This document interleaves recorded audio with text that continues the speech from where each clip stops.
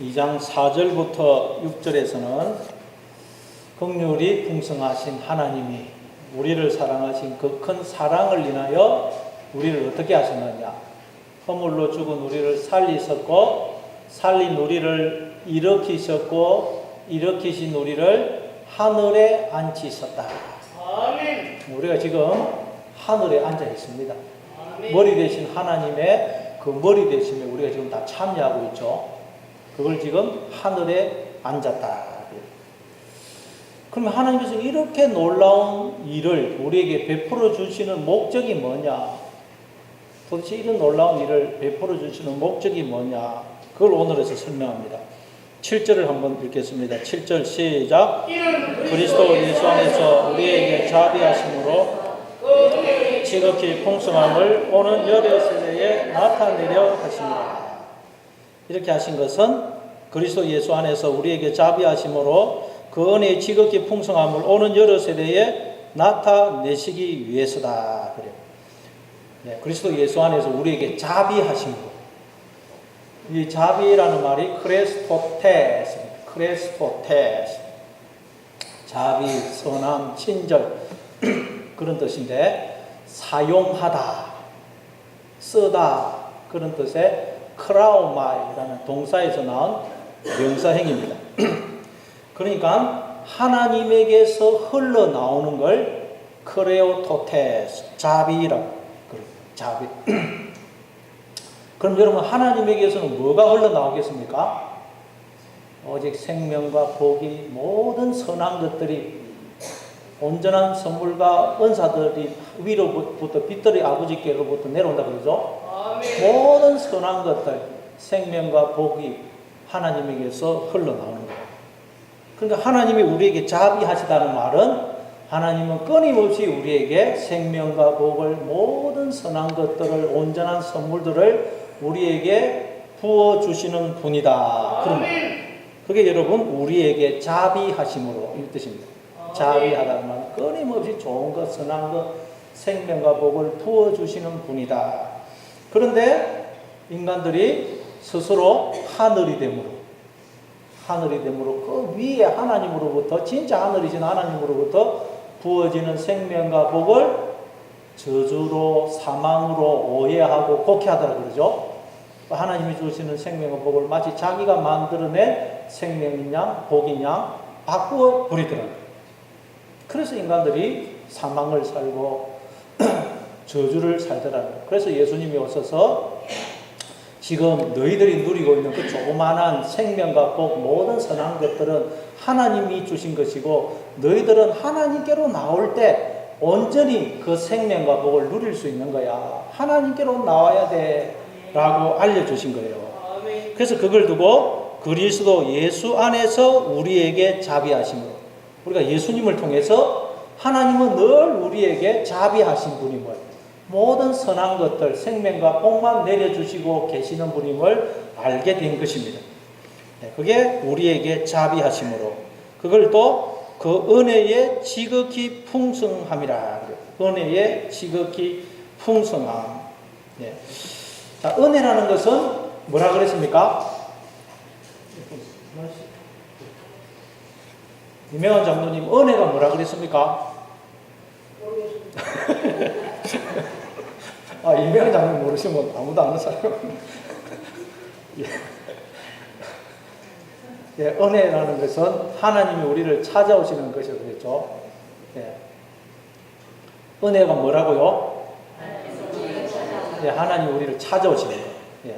뭐 은혜라는 것은 뭐 그저 베풀어 주시는 호의, 선물 이렇게 이야기하는 그것도 맞는데 이 은혜가 카리스인데 원래 카이로라는 동사에서 나왔어요. 카이로. 우리가 누구를 찾아가서 인사할 때 그게 카이로입니다. 하나님이 우리를 찾아오시는 거예요. 그게 은혜입니다. 은혜. 하나님이 우리를 찾아오시는 목적은 뭡니까? 사랑하시려고. 그렇죠. 사랑하시려고. 우리에게 당신의 전부를 주시기 위해서 우리를 찾아오시는 거예요. 그게 은혜입니다. 은혜. 그 은혜가 풍성하다는 풍성. 자, 그러니까 하나님께서 우리에게 자비를 베풀어 주시는 이유가 뭐냐? 그 은혜의 풍성함을 오는 여러 세대에 나타내기 위해서라는 거예요. 하나님 끊임없이 당신의 전부를 주시는 이 자비를, 은혜를 우리에게 베풀어 주시는 이유는 오는 세대에게 그걸 나타내기 위해서다. 자, 여러분, 오는 세대는 또 뭘까요? 오는 세대. 오는 세대. 여기 세대라는 말이 아이온입니다. 아이온인데 이 세대라는 말은 어떤 존재.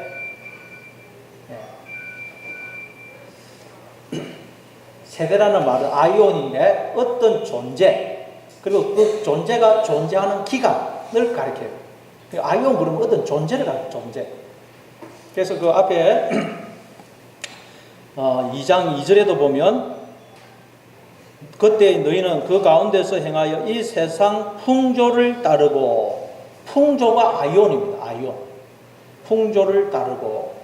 그러니까 이 풍조가 뭐겠어요? 아이온. 우리의 옛사람을 가리켜요. 우리 옛사람. 우리가 이 땅에 옛사람으로 와가지고 옛사람은 죽고 새사람으로 거듭나죠. 그러니까 우리의 옛사람도 아이온 세대고 새사람도 아이온 세대입니다. 그럼 세대라는 것을 성경에 너희는 이 세대를 본받지 말라는데 그 세대도 아이온입니다. 아이온. 옛사람을 본받으면 안 된다. 옛사람. 옛사람을 가리킵니다. 존재를 가리킵니다. 존재. 그러니까 오는 세대는 뭘 가리키겠어요? 오는 세대.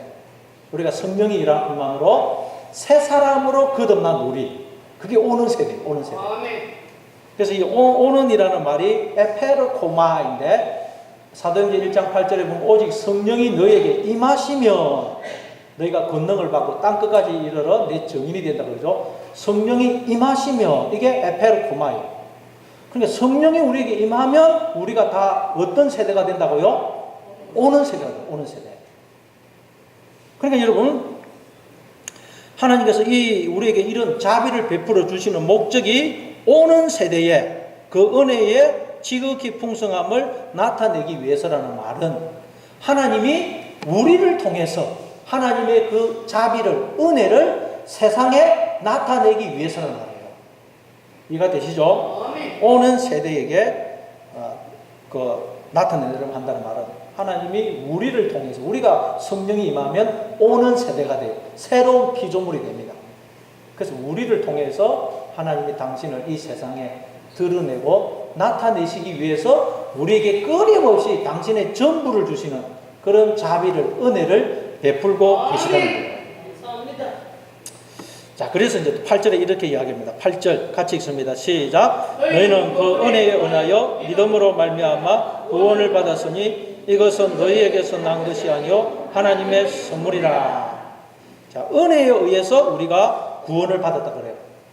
은혜가 뭐라 그랬습니까? 하나님이 찾아오신. 그렇죠. 하나님이 찾아오시는 목적은 당신의 전부를 주시기 위해서. 아멘. 그래서 하나님이 우리를 찾아오셔서 당신을 우리에게 주심으로 우리가 구원을 받았다는 거예요. 아멘. 은혜로 구원을 받았다는 말은 하나님이 우리를 찾아오셔서 당신을 주심으로 우리가 구원을 받았다. 그러니까 모든 인간들은 다 사실 구원을 받은 거예요. 생명으로 존재할 때 다 구원을 받았어요. 근데 육신의 생각에 갇혀서 그걸 모르고. 그래서 다시 하나님이 성령으로 오셔서 그걸 깨우쳐 주시는 거예요. 깨우쳐. 자, 그걸 또 믿음으로 말미암아 구원을 받았다 그래요. 믿음으로 말미암아 또 구원을 받았다 그래요. 여러분, 믿음은 뭡니까? 우리가 예수님을 믿는다는 말은 무슨 말이죠? 예수님을 영접한다는 말이죠. 예수님을 영접한다는 말이에요. 그래서 믿음이라는 것은 뭐냐? 하나님이 우리 안에 믿음으로 들어오시는 거예요. 하나님. 그래서 성경에 보면 하나님은 믿으시니라는 말은 하나님은 믿음이시니라는 말이에요. 하나님이 우리 안에 믿음으로 들어오시는 거예요. 성령으로, 생명으로, 머리로 들어오시는 거예요. 아멘. 그러면 우리가 어떻게 되겠어요? 하나님이 우리 안에 믿음으로 들어오시고 생명으로, 머리로 들어오시면 우리는 하나님의 몸이 되어서 하나님을 드러내고 나타내게 됩니다. 아멘. 그래서 야고보서 2장 17절에 보면 행함이 없는 믿음은 어떤 믿음이라고요? 죽은 믿음. 성경에서 행함이라고 하는 것은 두 종류의 행함이 있습니다. 우리 인간의 행함과 하나님의 행함. 그래서 여기서 행함이 없다 할 때 이 행함은 하나님의 행함을 말해요. 하나님이 드러나는 거예요. 하나님. 그 행함이 없으면, 하나님이 드러나고 나타나는 행함이 없으면 그 속에 있는 믿음, 그 믿음은 죽어 있다는 거예요. 다시 말해 그 속에 우리 속에 있는 하나님이 죽어 있다는 거예요. 하나님이 우리 안에 믿음으로 생명으로 들어오시거든요. 그러면 우리가 반드시 하나님을 드러내고 나타내는 그런 행함이 있게 되는데 그 행함이 없다면 그 속에 믿음이 하나님이 죽어 있다. 하나님. 네, 여러분 행함이 없이 죽었어요. 믿음이. 그렇죠? 아멘. 네, 나무가 잎이 바짝 말랐고 열매도 하나도 안 냅니다. 그럼 나무가 죽었다. 나무가 살아있으면 잎이 나고 반드시 열매가 맺히게 되어 있습니다. 잎이 바짝 말라 죽어 있고 열매도 안 맺히다. 죽어 있다는 거예요. 우리가 살아있다면 내 속에 하나님이 생명으로 믿음으로 들어있다면 반드시 나를 통해서 하나님의 생명이 은혜가 사랑이 흘러나오게 되어 있다는 거예요. 아멘. 하나님의 행함이 드러나게 되어 있는데 그 하나님의 행함이 없으면 내 속에 있는 생명이 믿음이 하나님이 죽어 있다는 거예요. 죽어 있다. 너한테 행함이 있는지 하나님의 행함이 있는지 없는지를 봐라. 그러면 네 속에 있는 믿음이 생명이 하나님이 죽어 있는지 살아 있는지 알 수가 있다는 거예요. 아멘. 그래서 마태복음 5장 16절 우리 한번 찾아보겠습니다. 마태복음 5장 16절.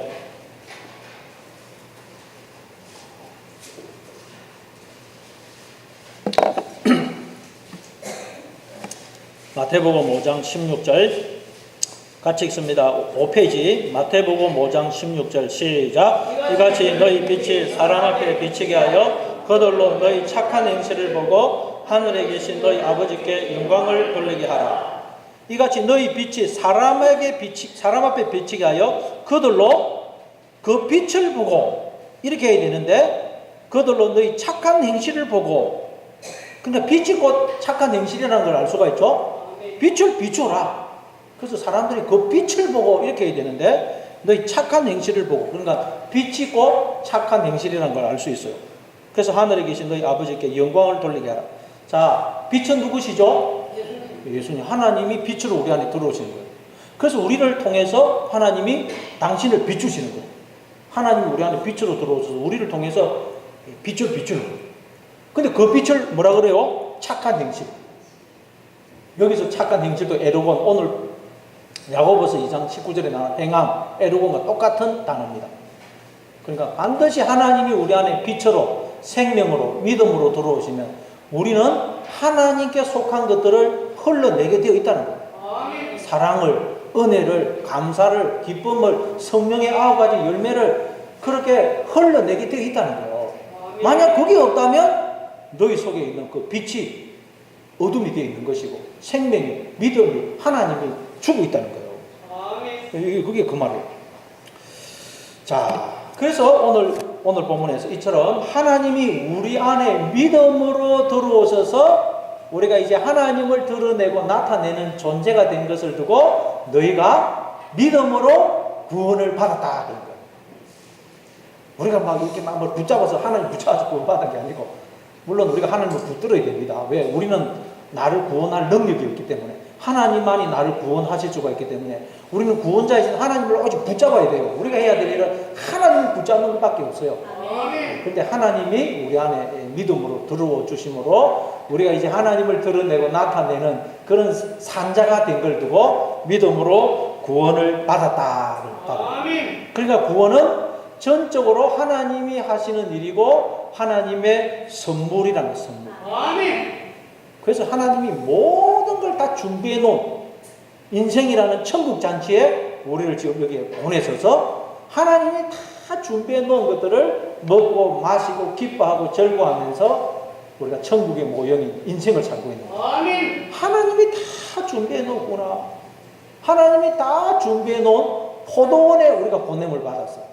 아멘. 하나님이 심고 자라게 하시고 열매 맺게 하신 그 포도를 우리는 그저 따서 먹고 기뻐하고 즐거워하는 인생을 살고 있는 거예요. 아멘. 그래서 우리는 열심히 기도하고 하나님 앞에 매달리고 열심히 신앙생활을 해야 됩니다. 왜? 그렇게 해야 계속 열매를 따요. 가만히 있으면 열매를 못 땁니다. 하나님의 동력자로 우리는 하나님이 다 심고 가꾸어서 열매 맺게 한 포도밭에 보냄을 받아 그 포도를 따서 먹고 마시는 그런 천국의 모형인 인생을 사는 거예요. 아멘. 우리가 하는 건 떡을 먹는 것이고 포도주를 마시는 것이고 계속 하나님의 생명과 복을 마시는 그래서 열심히 우리가 일을 해야 되는 것입니다. 자, 그래서 오늘 또 본문 2장 9절, 2장 9절, 오늘 본문 2장 9절 같이 읽습니다. 시작. 행위에서 난 것이 아니니 이는 누구든지 자랑하지 못하게 합니다. 여기서 말하는 행위는 우리의 행위겠습니까? 하나님의 행위겠습니까? 우리의 행위. 구원은 우리의 행위에서 난 것이 아니라는 거예요. 즉 우리에게서 난 것이 아니라는 것입니다. 그러면 구원이 누구에게서 난 것입니까? 하나님에게서 났다. 구원은 전적으로 하나님에게서 난다는 거예요. 모든 생명과 복은 오직 하나님께로부터 주어진다는 거예요. 모든 하나님 우리 힘이 되시고 능력이 되시고 모든 것이 되시는 것입니다. 자, 그래서 그러면 그렇게 하시는 이유가 뭐냐?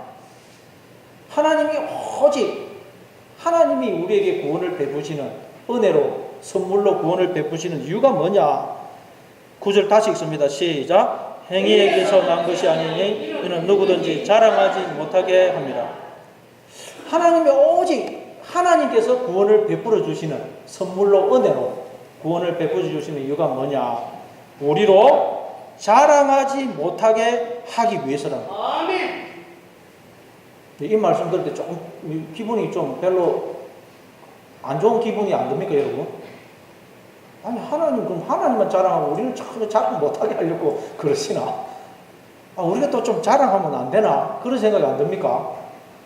부모는 자녀들이 자랑하고 막 이러면 얼마나 기뻐요. 나 오늘 학교에서 성적 수학시험 치는데 100점 맞았어요. 그러면 뭐 얼마나 기쁩니까? 근데 하나님은 우리가 자랑하는 걸 원하지 않으신다는 거예요. 하나님 왜 이러실까? 하나님은 우리가 자랑하기를 원하십니다. 그런데 누구를 자랑하기를 원하실까요? 하나님을 자랑하기를 원하십니다. 그래서 자랑하는 자는 누구든지 주 안에서 자랑할지라 그러죠. 하나님은 우리가 자랑하는 자가 되기를 원하세요.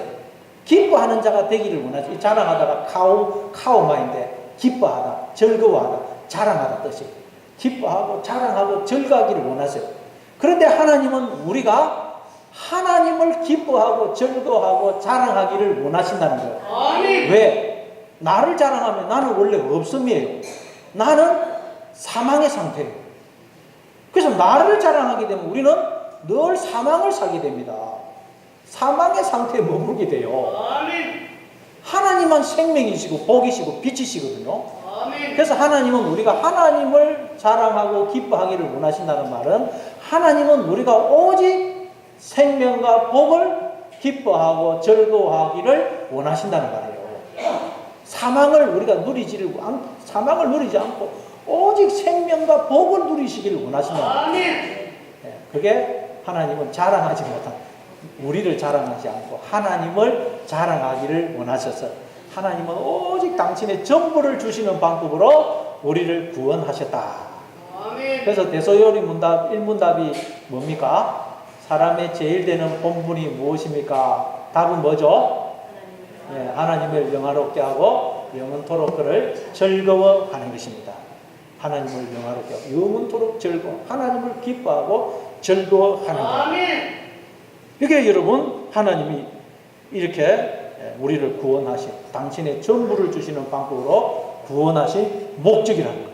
하나님의 그 모든 생명과 복을 기쁨과 즐거움을 존귀와 영광을 우리로 누리도록 하기 위해서 하나님의 당신의 전부를 주시는 그런 방법으로 우리를 구원하셨다는 거예요. 지금도 하나님은 당신의 전부를 주시는 사랑을 베풀고 계시다는 거예요.